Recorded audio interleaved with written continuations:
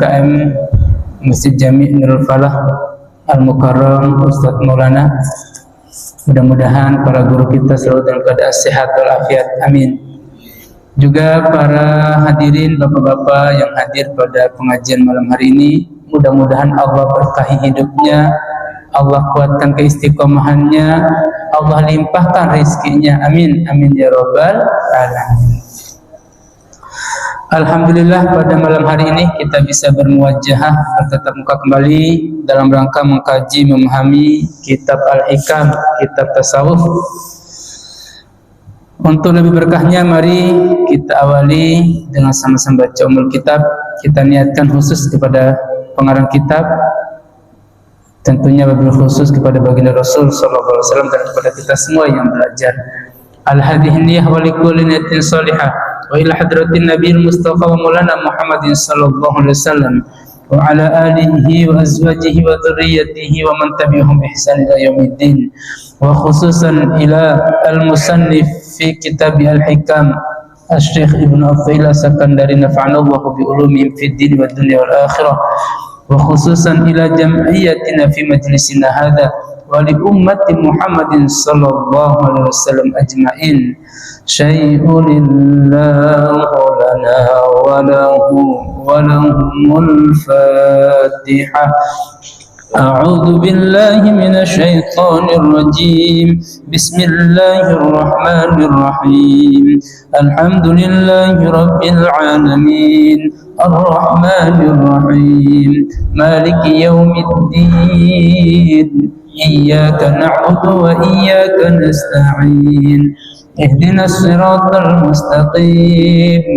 Siratal ladzina an'amta 'alaihim ghairil maghdubi 'alaihim waladdallin. Amin. Amin amin ya rabbal alamin. Selanjutnya mari kita buka pasal yang ke-62 yang berjudul salah satu penyebab utama kehinaan diri adalah ketamakan. Itu judulnya. Kita perhatikan dulu judulnya, fahami supaya nggak keliru. Di sini ada kata kunci ketamakan.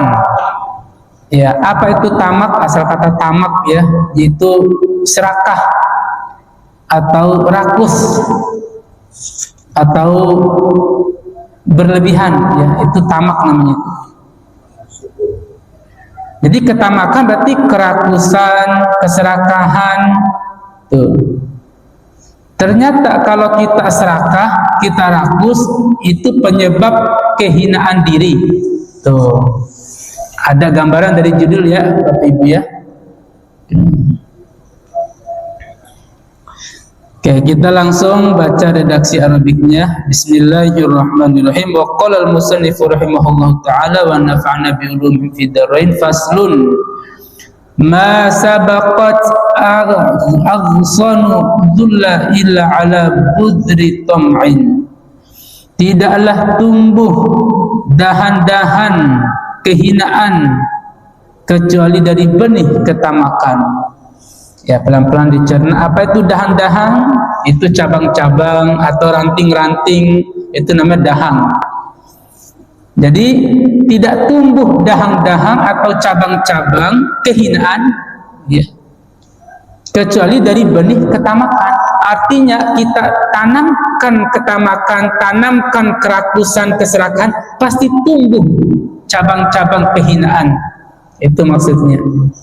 Coba saja dibuktikan kalau kita serakah, apa-apa itu rakus, nggak ngasih orang, apa-apa itu kalau jabatan maunya dia semua, apa-apa itu kalau makan minum dia semua, nggak berbagi, apa-apa itu kalau job-job dia semua yang pakai, dia semua yang ambil. Apa yang terjadi?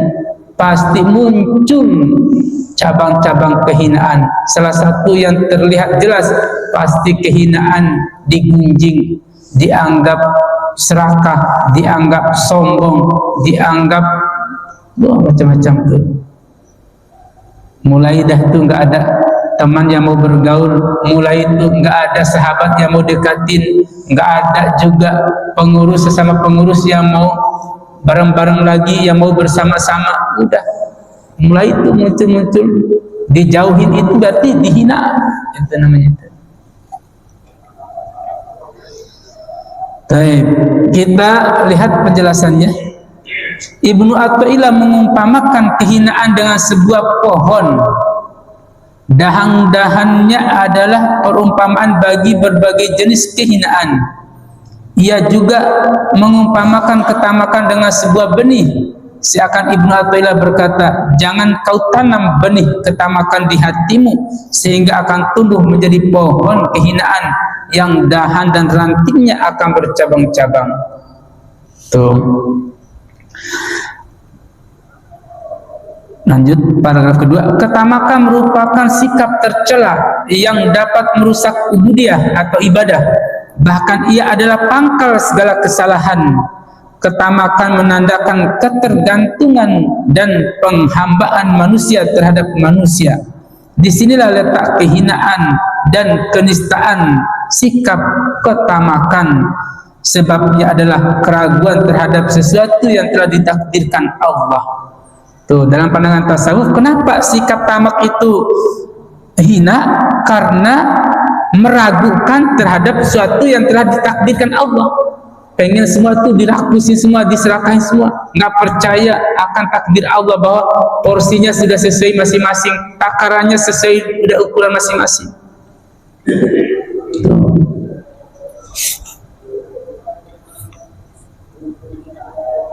Oke. Tadi di paragraf pertama itu diumpamakan seperti pohon. Tamak itu seperti pohon. Nah, kalau udah berdiri pasti dia muncul cabang-cabang, ranting-ranting. Begitulah tamak itu kalau sudah tertanam dalam diri kita, mindset dalam diri kita, pasti banyak itu cabang-cabang kehinaan. Oke, kita lanjut dulu. Paragraf ketiga. Oleh karena itu, ia kemudian berkata, jika ketamakan ditanya siapa bapakmu, niscaya ia akan menjawab keraguan terhadap takdir. Jika ditanya apa pekerjaanmu, ia menjawab mencari kehinaan. Jika ia ditanya apa tujuanmu, ia menjawab kemiskinan seseorang, memiskinkan seseorang. Jadi orang rakus itu bukannya kaya tapi miskin. Bukannya mulia malah hina. Bukannya makin yakin tapi makin ragu. Itu orang serakah begitu. Keraguannya tuh takut akan kekurangan, takut akan diambil orang, takut akan begini begitu. Itu orang serakah begitu. Ragunya kuat. Lupa akan keyakinan kepada Allah bahwa Allah yang mengatur semuanya. Tidak akan pernah tertukar rezeki kita dengan rezeki yang lain. Hilang keyakinan itu. Asbab apa? Asbab serakah, khawatir, takut diambil orang, takut berbagi, maunya sendiri. Orang seperti itu bukannya mulia tapi hina, baik di mata Allah, lebih-lebih juga di mata makhluk, hina. Bukannya tadi makin kaya, justru orang serakah itu makin miskin. Coba aja itu dibuktikan. Oke, lanjut. Ketamakan juga dapat merusak agama. Bukan sekedar merusak persahabatan, ternyata merusak agama juga. Ketika Ali bin Abi Thalib, sahabat Nabi, ya Masya Allah, karamallahu wajhah, mendapati para penutur kisah tengah bercerita banyak hal di Masjid Agung Basrah. Ia menyuruh mereka berdiri, kemudian ia mendatangi Hasan al-Basri dan berkata, hai anak muda, aku akan menanyakan kepadamu satu hal. Jika kau mampu menjawabnya dengan tepat, ku biarkan kau di sini. Namun jika kau salah, aku akan berdirikan kau seperti teman-temanmu itu. Ini ibarat guru dengan murid ya. Kalau bisa jawab, duduk. Kalau nggak bisa, berdiri terus. Gitu. Ali memandang Hasan al-Basri. Dilihatnya pada diri pemuda tersebut tersimpan tanda petunjuk dan kecerdasan. Hasan al-Basri pun menjawab, tanyalah semaumu. Nah, ini makin ini nih muridnya, boleh tanya semaumu, boleh, ya, kata ke Imam Ali. Lalu ditanya oleh Imam Ali, apa gerangan yang menjadi pengendali agama? Itu pertanyaan Imam Ali. Hasan menjawab, sifat waro. Ya, jadi pengendali agama itu apa sih? Yaitu sifat waro, yaitu kehati-hatian. Waro itu kehati-hatian. Ali bertanya lagi, apa yang menjadi perusak agama? Hasan menjawab, sifat tamak. Kemudian Ali berkata, duduklah.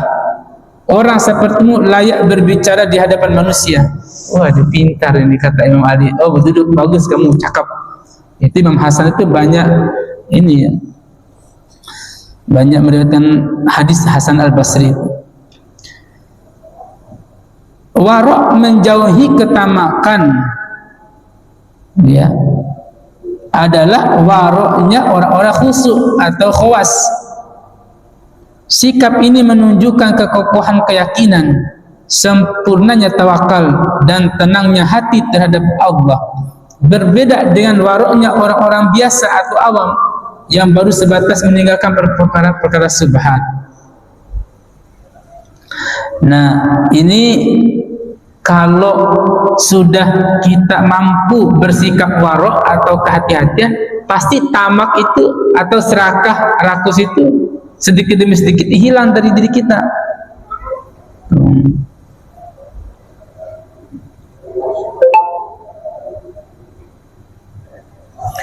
Maka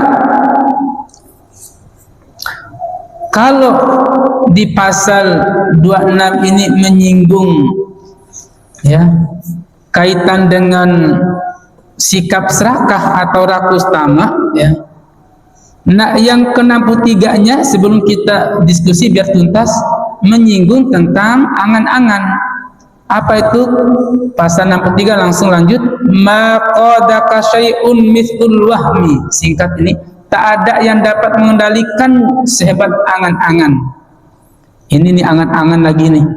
Kita lihat, angan-angan adalah sesuatu yang teramat buruk.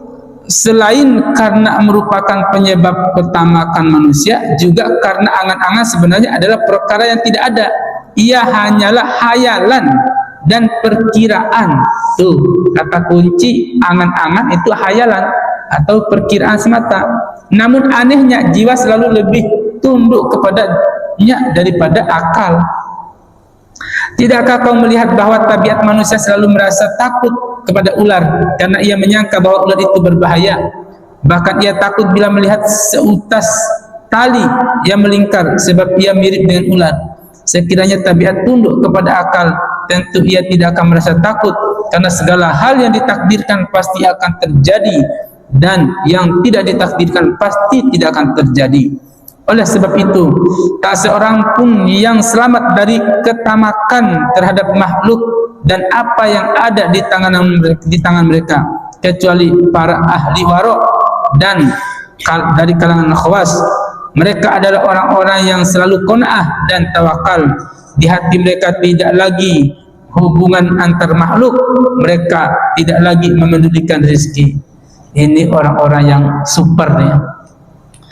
Pengobat tamak itu ternyata sifat warok, kehati-hatian yang pertama. Yang kedua, sikap yang qanaah, yang merasa cukup apa yang ada, dan juga sikap tawakal. Ini penguat sikap-sikap terpuji yang menghilangkan atau yang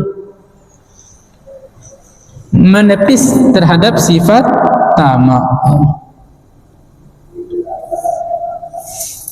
Tentu banyak dalil, banyak ayat yang kaitannya dengan sikap tamak maupun angan-angan, ya. Sering kita baca itu, misalnya ambil aja misalnya surah Al-Hakumut Takatsur itu. Al-Hakumut Takatsur hatta zurtumul maqabir. Tuh. Enggak ada ujungnya, angan-angan, tamak terhadap harta, tamak terhadap jabatan, hatta zurtumul maqabir, sampai dia masuk ke dalam liang lahat. Enggak ada ujung. Kalau udah penyakit tamak itu serakahnya itu enggak ada ujung. Apalagi ditambah angan-angan, menghayal tinggi-tinggi, enggak ada ujung. Yang ada sampai dia hatta zurtumul maqabir, dia mengunjungi kuburan, artinya dia mati, dia masuk ke dalam, baru selesai itu sifat tamak. Maka pelajaran kita pada malam hari ini dua pasal sebagai bahan diskusi kita. Mari kita perkuat dalam diskusi ruhul ilmu al-mudzakarah, hidupnya ilmu dengan diskusi. Di sini tanda kunci kesimpulannya, yang membuat kita hina baik di hadapan manusia maupun di hadapan Allah itu sifat rakus, sifat serakah, sifat tamak.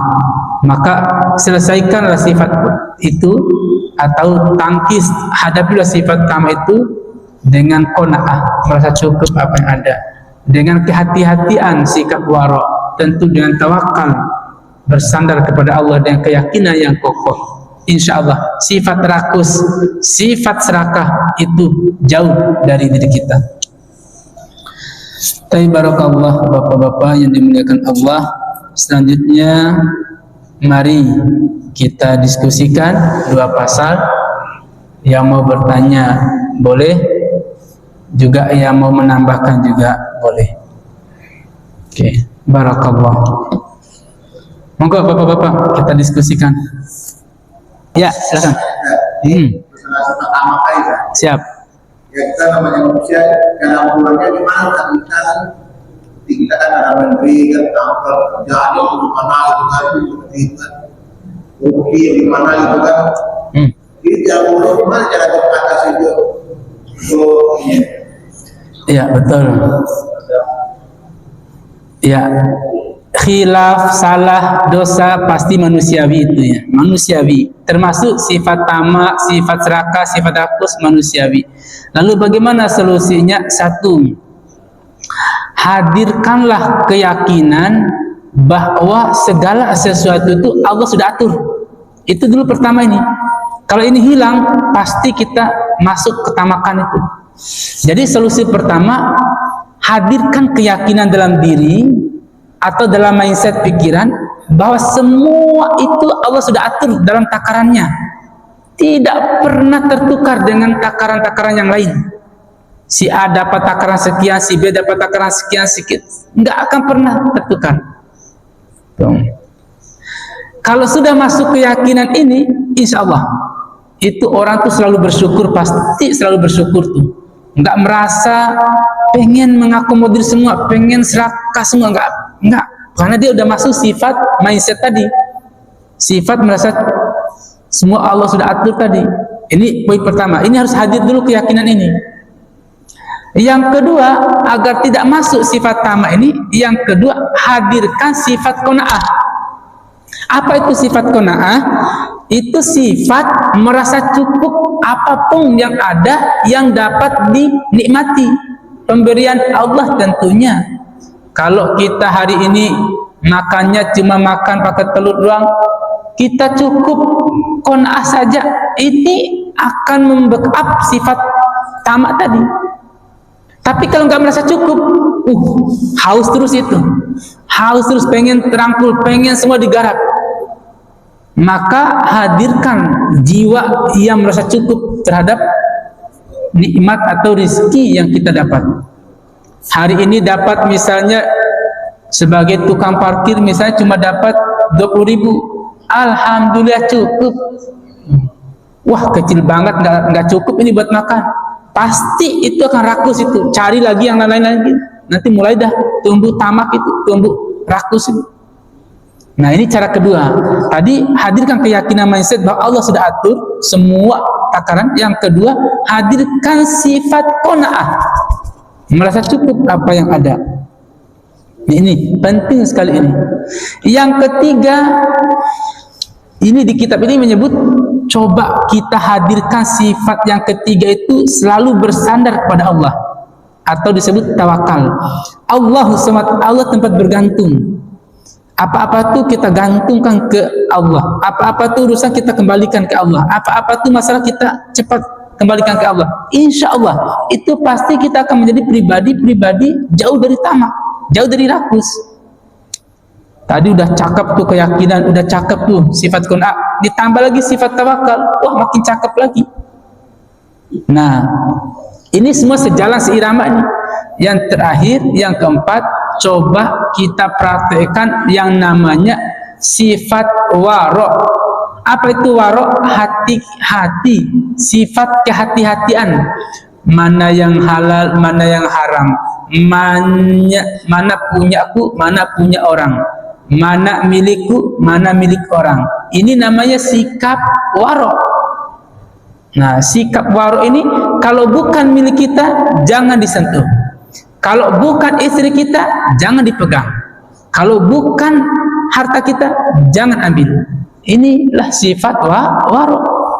Insyaallah akan membuahkan hasil, menjadikan kita berbudi pekerti, akhlakul karimah yang baik, jauh dari tamak. Barakallah. Oke, alhamdulillah, masya Allah. Ada lagi bapak-bapak yang sebelah kanan barangkali atau pojok? Monggo Pak De. Saya sebenarnya sih sedih ya pembahasan karena saya dari jarak tahun 63, berarti saya mengingatkan ada lahir tahun 73. Wah, masya Allah, masya Allah. Dari 53 sampai tahun 2026 ini, kebanyakannya yang saya lihat itu dari ketamakan. Yang sifat menengah dan sifat bawah itu kayaknya orang miskin. Orang miskin. Kalau orang yang menengah pasti miskin, orang yang bawah pasti miskin. Tapi kalau orang yang pertama akan serahkan atau berbahaya itu sudah pasti kaya. Kesedihan saya, kebanyakan yang tamak itu kebanyakannya orang yang terpetik, orang yang terpetik. Jadi kepleteannya ini yang berbahaya. Kasihan kadang-kadang saya kalau bahas ini. Jadi ada gaya ini yang sudah setengah itu, yang sudah sekarang ngomong selesai jadi lupa, kan adanya ini yang akan bisa kita atas. Saya kata untuk keterangan, untuk penjelasannya bagaimana orang yang terpilih tapi selalu tamak.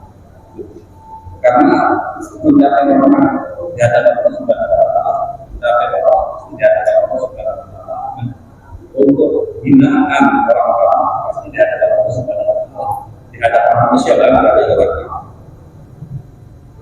Jadi kalau di hadapan manusia, di hadapan manusia pasti bangga, karena orang-orang itu pasti berhasil. Yang tidak akan berhasil, akan ada susah. Yang akan kadang-kadang sampai di sini. Wah, masya Allah. Itu udah poin itu, udah poin. Apalagi udah menikmati asam garam manis pahit kehidupan.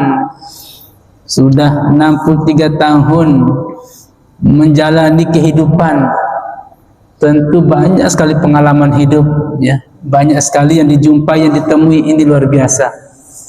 Sampai mengambil kesimpulan tamak itu buat orang kaya, qanaah itu buat orang miskin. Wah, masya Allah, itu realita banget itu ya, realita banget itu. Kalau nggak tamak nggak makan, nggak bisa beli ini beli itu. Tapi kalau qanaah nggak punya itu motor mobil. Nah, ini benar-benar kita realita dunia ya. Tapi lagi-lagi memang ngaji tasawuf itu mengarahnya ke hati, mengarahnya ke ruhaniyah kita, sehingga pandangan tasawuf itu memang kaya itu kaya batin, kaya itu kaya hati. Al-ghina ghina nafsi, kata baginda Rasul, kaya itu ya kaya jiwa, kaya tenang kehidupan kita ini. Memang sulit diukur ya dengan pandangan zahir atau pandangan materi dengan pandangan batin. Secara zahir memang terlihat bahagia orang tamak itu, orang serakah, orang rakus tuh, tetapi secara hakikinya justru dia gelisah terus, dia nggak bisa tidur tuh. Saya punya tetangga, ini cerita nyata, tetangga itu udah punya klaster perumahan, udah punya mobil mewah-mewah, bahkan satpamnya kiri kanan banyak sekali, petugas. Apa yang terjadi? Jiwa naluri tamaknya itu sangat kuat. Lalu suatu malam itu penjaganya pulang kampung, entah drop sehari itu semua pulang kampung. Dia ngamuk-ngamuk, kumpulkan warga dan RT. Waduh, ada apa nih? Kumpul rapat RT, rapat warga. Ternyata di aula itu dia apa ngomongnya? Tolong ya Pak RT ya, keamanan harus dijaga ketat. Padahal sebelumnya biasa-biasa aja, nggak ada yang ini. Tolong, gara-gara satpam dia semua itu petugasnya itu pulang kampung. Tolong ya Pak RT, saya nggak mau tahu, hari ini harus ada keamanan di depan rumah saya. Saya nggak bisa tidur kalau nggak ada keamanan. Kaget kita semua itu. Kirain ada masalah apa, tiba-tiba dikumpulkan. Ternyata suruh ngeronda warga di depan rumahnya. Takut apa? Takut ada maling, takut ada diambil hartanya. Padahal itu aset luar biasa. Kasarnya pun kalau hilang juga nggak merugikan dia kasarnya. Tapi takutnya sedemikian rupa takutnya. Artinya apa? Kagak tenang, nggak bisa tidur. Dia ngaku sendiri nggak bisa tidur. Tidur dengan gelimbangan hartanya, takut hartanya diambil orang, takut hilang. Ternyata apa? Kita ambil kesimpulan di rapat, oh gitu orang kaya katanya. Oh gitu orang kaya. Perasaan kita selama ini tidur nyenyak-nyenyak aja tuh. Akhirnya apa? Akhirnya dia bayar semua itu. Warga itu hanya untuk ronda 1 malam. Ya warga senang kalau dikasih duit. Maksudnya segitunya dia nggak bisa tidur gara-gara nggak ada yang jaga rumah, semua aset-asetnya. Kedarulahnya itu satpamnya memang pulang kampung karena ada urgen, istrinya melahirkan. Itu harus, nggak bisa lagi ditinggalkan. Nah, artinya secara pandangan zahir kita terlihat mewah banget, hidup orang bahagia banget. Belum tentu. Bisa jadi lebih tenang kita, enak tidur, nggak ada pikiran, nggak ada beban. Ternyata ini yang kaya, gimana mobilku, gimana rumahku, gimana ini semua, kagak bisa tidur. Minum obat tidur, baru tidur. Nah, apa yang menjadi pandangan beliau tadi itu real ya, nyata, memang terlihat zahir bahagia kaya, tapi belum tentu hakikinya begitu. Banyak contoh-contoh. Yang kedua tadi menyinggung kaitan dengan orang yang rakus atau yang tamak itu kebanyakan orang yang apa tadi, pintar atau apa tadi? Betul, orang-orang yang sudah berduit, orang-orang yang sudah punya aset, orang-orang yang sudah punya, bahkan juga punya gelar dari sisi ini, punya jabatan ini, punya kedudukan ini. Kenapa? Karena memang udah masuk sifat itu. Memang sifat tamak itu selalu berkaitan dengan harta, berkaitan dengan jabatan. Ini selalu pasti. Nggak akan mungkin masuk tamak kalau orang nggak ada harta dan nggak ada jabatannya. Mau masuk tamak, mau ditamakin apa ini? Mau diserahkan? Nggak masuk. Makanya doa Nabi itu minta miskin, nggak minta kaya. Tapi ini nggak ada beneran umatnya. Nah, ini posisi memang tamak itu selalu virus ini bersandar, berparasit kepada orang-orang yang mulai punya duit, mulai punya jabatan, mulai punya mobil, mulai punya rumah, mulai punya macam-macam, mulai itu masuk. Makanya sifat asli manusia itu ternyata itu, ya, dikasih satu mobil nggak cukup, pengen lagi mobil yang lain, dikasih mobil pengen lagi yang lain, pengen ini. Itulah sifat tamak manusia, sifat kita memang itu sifat manusia. Apalagi udah syukur-syukur di sini nggak ada ya, dikasih satu istri udah bagus, udah soleha, setia, mau lagi nambah. Itu namanya itu juga tamak terhadap manusia, itu terhadap istri. Memang manusia itu memang nggak pernah puas-puasnya. Tuh, apalagi Al-Quran sendiri menyebut wa khuliqal insanu halu'ah. Di ayat lain juga wa khuliqal insanu min ajal. Artinya manusia itu diciptakan selalu tak pernah merasa puas, diciptakan selalu terus berkeluh kesah, nggak pernah puas, nggak pernah cukup. Halu'ah itu artinya berkeluh kesah. Tapi makna berkeluh kesah di sini aja, nggak pernah merasa cukup puas, nggak pernah merasa alhamdulillah cukup, nggak pernah begitu tuh. Makanya banyak di Al-Quran itu disinggung kebanyakan manusia itu tidak bersyukur. Ya. Banyak sekali ayatnya itu. Afala tashkurun macam itu. La tashkurun itu banyak itu, ujungnya itu tidak banyak bersyukur, ya, tidak bersyukur. Nah, disinilah letaknya kenapa kebanyakan yang tamak itu orang-orang yang punya jabatan, orang-orang punya harta, orang-orang yang pintar, karena itu memang 11-12 dengan sombong itu. Nah, sombong dan tamak itu kakak adik itu. Nah, kalau udah masuk tamak pasti sombong. Kalau udah masuk sombong pasti tamak. Itu adik kakak itu dua itu. Jarang terpisahkan itu. Orang sombong itu pasti tamak, orang tamak itu pasti sombong, itu pasti itu. Selalu berbarengan. Maka peluang-peluang kita membuat kita tamak itu tadi yang disebutkan. Orangnya berduit, orangnya punya jabatan, orangnya punya kepintaran, kecerdasan, mulai itu sifat sombong muncul, mulai dah tamak tuh.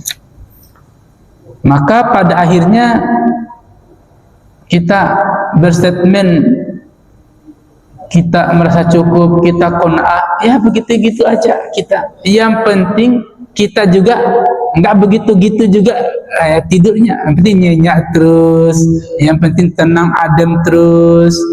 Karena memang ada orientasi hidup yang berbeda-beda kita ini. Kalau orientasi hidupnya ketenangan, pasti dia mengarahkan dirinya dengan qanaah, kesyukuran. Tapi kalau orientasi hidupnya itu style gaya, ya, style pakai jam, pakai jaket, pakai semua gaya, itu namanya style hidup, ya. Pasti orientasinya kalau gaya-gaya begitu, pasti itu tadi mulai muncul sifat-sifat tamak, sifat-sifat rakus. Orientasi hidupnya misalnya orientasi hidup kaya, walaupun Islam memang tidak pernah melarang kita kaya. Orientasi kita tuh harus kaya nomor satu anggap saja di sini di Rusum Pertamburan ini kita punya orientasi harus menjadi orang kaya nomor satu di Rusum Pertamburan. Pasti lihat arahnya pasti mulai tamak itu mulai. Sungguh luar biasa kalau kita kaya tapi masih tetap legowo, tetap qanaah, itu hebat sekali itu. Itulah bagian dari godaan-godaan yang dimaksud godaan zuyyina lin-nasi hubbus syahawati minan nisa'i wal banina wal qanatir. Itulah polesan dunia itu, godaan-godaan dunia itu hubbus syahawat minan nisa. Itu syahwat dulu, pertama syahwat minan nisa. Wal banin, kecintaan tiga terhadap anak, keturunan. Oh, sayang banget sama anak cucu. Apalagi setelah itu, inilah kata kuncinya nih. Wal qanatir wad dhahaba wal fiddah, yaitu harta, emas, perak. Ini kaitan materi. Inilah ujian yang paling kuat juga itu, kaitan dengan sifat tamak tadi disebut dalam Al-Quran itu.